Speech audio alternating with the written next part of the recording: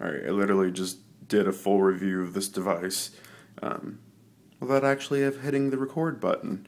Couldn't figure out why it kept autofocusing. Anyways, try that again. This is the Nokia N900. It is a it's a tablet-ish smartphone. It's really more of a very small tablet, small computer with some phone capabilities. There's the very awesome camera. It's a 5 megapixel Carl Zeiss unit with dual LED flash. It takes really great pictures, especially in the dark. On my iPhone, I tend to get really blown out pictures with the flash, but this works great. And it's got a little lens cover and a little stand, so if you want to prop the device up, there you go. Few reasons why this is not going to cut it for a lot of people as a smartphone. First, some good stuff. The hardware is pretty substantial. It's a pretty thick phone. It's a lot thicker than an iPhone. As you can tell, the screen itself is pretty thin. It's just got a lot of space in there for storage. It is packing 32 gigs worth of storage, plus you can add an SD card that'll add another 16 gigs, so that's pretty neat. But the software, I like that, like Android, you can do shortcuts, widgets. You have 4 home screens on this that you can customize with different wallpapers for each, which is pretty neat. One of the problems is that if you've got Android, you know that widgets and shortcuts and that sort of things on the desktop or the home screen, they have to kind of conform to a grid. You know, when you put a shortcut, there are an infinite or a finite number of places. I think, at least on the Droid, it was like a 16 or 4x4 grid. Here, you can really just put things in weird places. So what ends up happening is that things are not level. I mean, there's no consistency as to the width, you know, between these. They're not all the same height. And, you know, this is not intentional. This is just trying to place them anywhere that works is really an effort of futility. So that's kind of annoying. It does have some, you know, I like widgets. I like calendar widgets. I'm pretty bad about not looking at my calendar. I'm good about calendaring things. Everything that I do goes into a calendar. But I really need something that, you know, whenever I open my device, it's going to hit me with what's going on. So I like that about MIMO. The operating system is called MIMO. It's a Linux distribution that Nokia has kind of tweaked. And it has some really good, I mean, like I said, you can customize the heck out of this thing. One of the problems, and you may have noticed with some of my multiple tabs, this is a capacitive touchscreen, and some of the reviews that I had read said, oh, you never would be able to tell, it performs like a capacitive touchscreen, and that's just not true. If you are used to any sort of modern smartphone with a capacitive touchscreen, you will notice the difference. Sometimes, you know, your taps aren't very accurate, multiple taps, web browsing. The browser itself on this is great, which I can't show you because I can't connect to the internet here. But the browser, I mean, the accuracy is just not there. There's no pinch to zoom because it's not capacitive, so it doesn't really track your fingers like a capacitive screen would. And it kind of ruins the whole experience. I feel like maybe, you know, with some, you know, current gen hardware and, you know, some software tweaks, this could be a really nice device. Another problem is that mail support is not, see? There's no universal inbox. I've only got one account set up right now, but I had two earlier. You can only set up one Exchange account.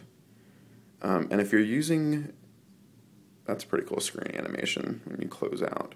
If you're using Google and you're trying to sync over your calendars, you can only sync one calendar. With like the iPad and the iPhone, you can sync over all of your up to 25 calendars. If you have more than 25 calendars, you probably have a micromanagement issue that not even I can understand.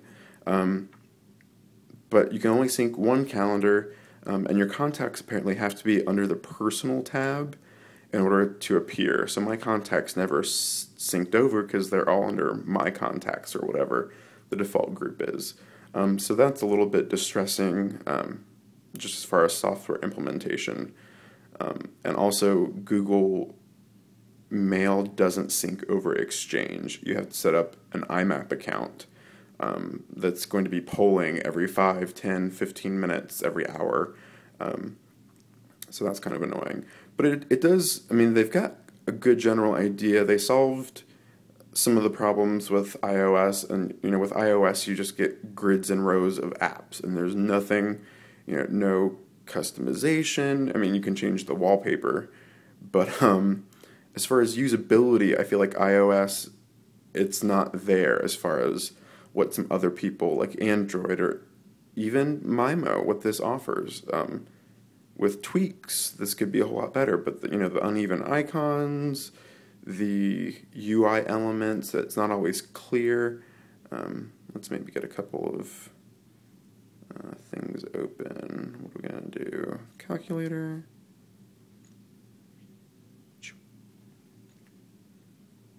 And then you go back. Let's do notes. So this is kind of the multitasking interface. It kind of gives you cards. You can then tap back. So it's kind of like Palm's Web OS, kind of the card view. And I had a bunch of different things open earlier, and it works well. You never feel like it's getting bogged down. It does have a full-on file manager. You can mount this as a hard drive and transfer things over to it. It's got 32 gigs of storage, like I said. It's got tons of space. But I mean, it's a really awesome multitasking, and it's quick. I mean, it has an ARM 8 processor running at 600 megahertz, I think. So the device itself is quick. It feels a little half-baked. And now Nokia is going to MeeGo. They're still supporting MIMO with updates, etc. But they've moved their future development to MeeGo, which looks a little bit more dumbed down. Maybe I need to see some more screenshots of it. But I feel like MIMO, I mean, they could have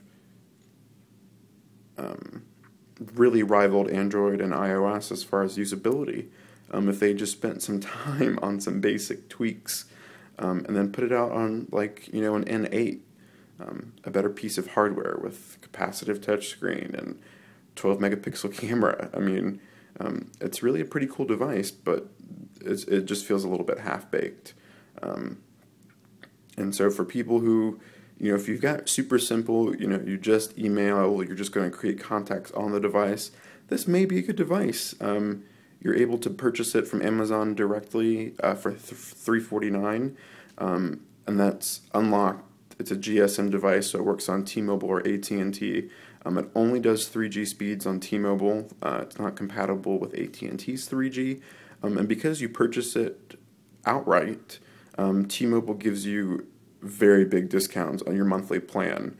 You can get a smartphone plan, 500 minutes, unlimited text, unlimited web for $59.99, which is $20 to $30 cheaper than you'll pay on contract or with any other provider. So there's a deal to be made, and I like the idea of owning a device outright, of not being under contract. But like I said, it's kind of a little bit half baked, and I wanted to like it, but I think I'll probably end up going with the new Nexus S. Let's see, one other thing. Almost all applications are landscape mode only, as I try to block my phone number. Except for the phone. Phone and browser both work in both modes. And there's built-in Skype. So if you've got a Skype account, you just sign in, blah blah blah, and then you just, you've got to dial like you would with. Actually, it's a double tap. Double tap. Zombieland reference. Let's call. I'm not connected to Wi-Fi, so it won't let me prank call Barnes & Noble at 5 a.m. But anyways, so pretty cool device. I wish Nokia were going to continue to develop MIMO, because it's close. It's really close. Some current gen hardware, some tweaks. This could go up against an Android or an iOS. But as it is, it's just not, it's not good enough.